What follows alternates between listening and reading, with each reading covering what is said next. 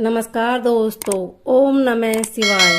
श्रावण मास महात्म्य 19वां अध्याय सुनने के बाद आप हमारे चैनल को सब्सक्राइब करें, बेल आइकन को प्रेस करें ताकि हमारी वीडियो की नोटिफिकेशन सबसे पहले आप तक पहुंचे। वीडियो को लाइक और शेयर जरूर करें। श्रावण मास के दोनों पक्षों की एकादशियों के व्रतों का वर्णन तथा विष्णु पवित्रारोपण विधि।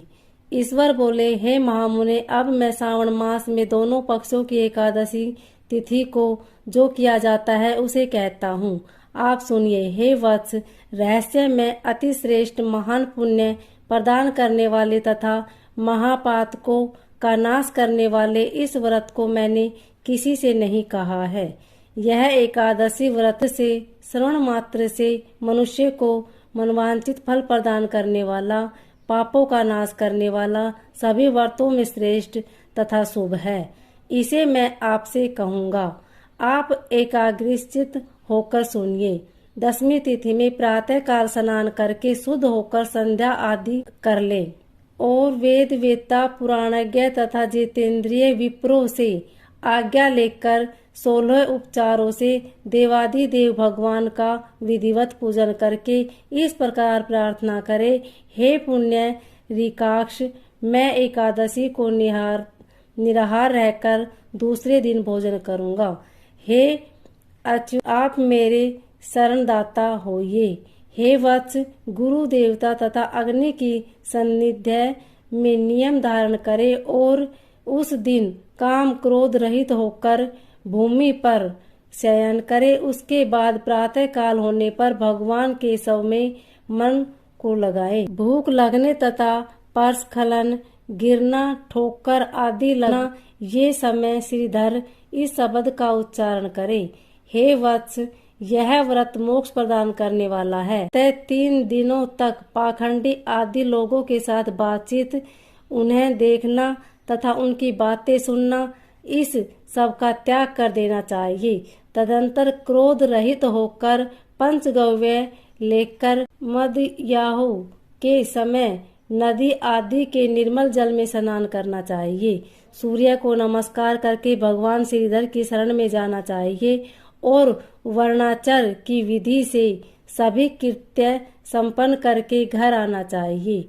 वहाँ पुष्प, धूप तथा अनेक प्रकार के नैवेद्यों से श्रद्धा पूर्वक श्रीधर की पूजा करनी चाहिए। इसके बाद सुवर्ण में पंचरत्न युक्त श्वेत चंदन से लिप्त तथा 2 वस्त्रों से आच्छादित कलश को स्थापित करके और शंख, चक्र, गदा युक्त देवादिदेव श्रीधर की प्रतिमा स्थापित कर उनकी पूजा करके गीत, वाद तथा कथा श्रवण के साथ रात्रि में जागरण करना चाहिए। इसके बाद विमल प्रभात होने पर द्वादशी के दिन विधिवत पूजन करके कृतकृत्य होकर बुद्धिमान को चाहिए कि श्रीधर नाम का जप करे। इसके बाद उन शंख, चक्र तथा गदा धारण करने वाले देव देवेश श्रीधर की पुनः पूजा करे और सुवर्ण दक्षिणा सहित कलश ब्राह्मण को प्रदान करे। उस समय ब्राह्मण को विशेष करके नवनीत अवश्य प्रदान करे। इस प्रकार प्रार्थना करे, भगवान श्रीधर, आज आप मुझ पर प्रसन्न हो और मुझे अत्युत्तम लक्ष्मी प्रदान करे। हे मुनि श्रेष्ठ, इस प्रकार उच्चारण करके जगत गुरु श्रीधर से प्रार्थना करके श्रेष्ठ ब्राह्मणों को भोजन कराकर अपने सामर्थ्य अनुसार दक्षिणा देनी चाहिए। इसके बाद सेवकों आदि को भोजन कराकर गायों को घास खिलानी चाहिए। इसके बाद मित्रों तथा बंधु बांधवों समेत स्वयं भोजन करना चाहिए। हे संत कुमार, मैंने आपको यह श्रावण मास की शुक्ल पक्ष की एकादशी व्रत बतला दी। इसी प्रकार कृष्ण पक्ष की एकादशी में भी करना चाहिए। दोनों व्रतों में अनुष्ठान समान है, केवल देवताओं के नाम में भेद है। जनार्दन, मुझ पर प्रसन्न हो, यह वाक्य बोलना चाहिए। शुक्ल एकादशी के देवता श्रीधर है और कृष्ण एकादशी के देवता जनार्दन है। हे संत कुमार, यह मैंने आपसे दोनों एकादशियों के व्रत का वर्णन कर दिया है। इस एकादशी व्रत के समान पुण्य व्रत न तो कभी हुआ और न होगा। आपको यह व्रत गुप्त रखना चाहिए और दुष्ट हृदय वालों को नहीं प्रदान करना चाहिए। ईश्वर बोले, हे संत कुमार, अब मैं द्वादशी तिथि में होने वाले श्री हरि के पवित्रारोपण व्रत का वर्णन करूंगा। पिछले अध्याय में देवी की कही गई पवित्रारोपण विधि के समान ही इसका भी पवित्रारोपण है। इसमें जो विशेष बात है उसे मैं बताऊंगा। सावधान चित्त होकर सुनिए और महामुने, इस व्रत के लिए जो अधिकारी बताया गया है उसे आप सुने। ब्राह्मण, क्षत्रिय, वैश्य, शूद्र तथा स्त्री, इन सभी को अपने धर्म में स्थित होकर भक्ति पूर्वक पवित्रारोपण करना चाहिए। द्विज को चाहिए, अतो देवा अवंतु नो यतो विष्णु वीर चक्र में पृथ्व्या सप्त धाम भी। इस मंत्र से विष्णु की पूजा करे। स्त्रियों तथा शूद्रों के लिए नाम मंत्र है जिसके द्वारा वे विष्णु की पूजा करे। इसी प्रकार द्विज कद्रद्राय इस मंत्र से शिवजी की पूजा करे। स्त्रियों तथा शूद्रों के लिए नाम मंत्र है जिसके द्वारा वे शिवजी की पूजा करे। सतयुग में मणि में, त्रेता में सुवर्ण में, द्वापर में रेशम का और कलयुग में कपास का सूत्र पवित्रक के लिए बताया गया है। सन्यासियों को शुभ मानस पवित्रारोपण करना चाहिए।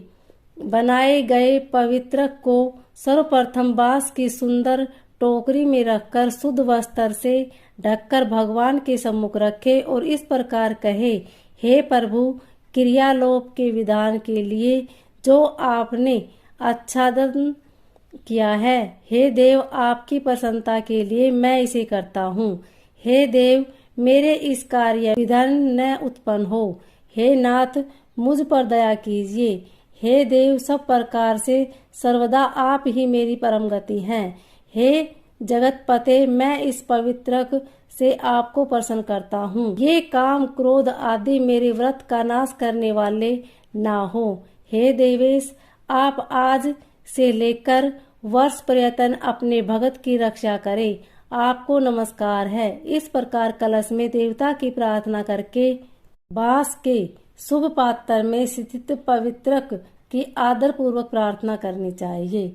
हे पवित्रक, वर्ष भर की गई पूजा पवित्रता के लिए विष्णु लोक में आप इस समय यहाँ पधारे। आपको नमस्कार है। हे देव, मैं विष्णु के तेज से उत्पन्न मनोहर सभी पापों का नाश करने वाले तथा सभी कामनाओं को पूर्ण करने वाले इस पवित्रक को आपके अंग में धारण कराता हूँ।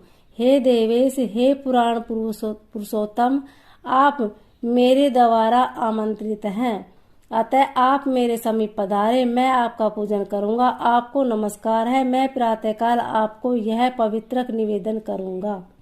उसके बाद पुष्पांजलि लेकर रात्रि में जागरण करना चाहिए। एकादशी के दिन अधिवासन करे और द्वादशी के दिन प्रातःकाल पूजन करे।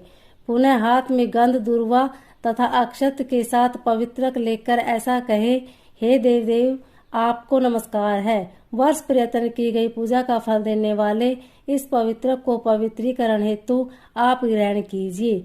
मैंने जो भी दृष्टिकृत किया है उसके लिए आप मुझे पवित्र कीजिए। हे देव, हे सुरेश, आपके अनुग्रह से मैं शुद्ध हो जाऊं। इस प्रकार मूल मंत्र से संपुटित इस मंत्र के द्वारा पवित्रक अर्पण करें। इसके बाद महानैवेद्य अर्पित करें, नकर प्रार्थना करें और मूल मंत्र से घृत सहित खीर का अग्नि में हवन करें। इसके बाद इसी मंत्र से पवित्रक का विसर्जन करके इस प्रकार बोले, हे पवित्रक, वर्ष भर की गई मेरी शुभ पूजा को पूर्ण करके अब आप विसर्जित होकर विष्णु लोक को प्रस्थान करें।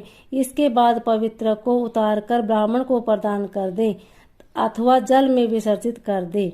हे वत्स, मैंने आपसे श्री हरि के इस पवित्रारोपण का वर्णन कर दिया। इससे करने वाले इस लोक में सुख भोग कर अंत में वैकुंठ प्राप्त करता है। इस प्रकार श्री स्कंद पुराण के अंतर्गत ईश्वर सनत कुमार संवाद में श्रावण मास महात्म्य में उभय का एकादशी व्रत कथन और द्वादशी में विष्णु पवित्रारोपण कथन नामक 19वां अध्याय पूर्ण हुआ। ओम नमः शिवाय।